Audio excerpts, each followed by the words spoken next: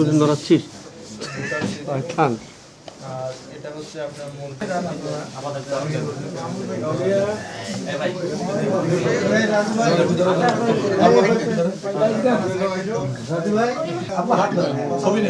আপু এদিকে দেখেন, এদিকে দেখেন।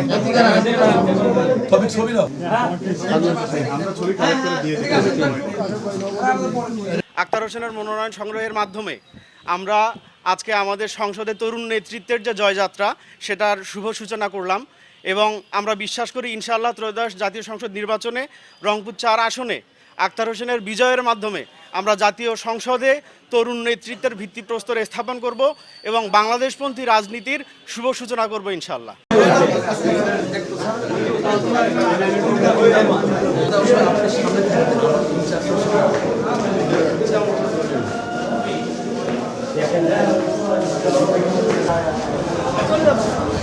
একটু পরে ফোন দেয় ভাই।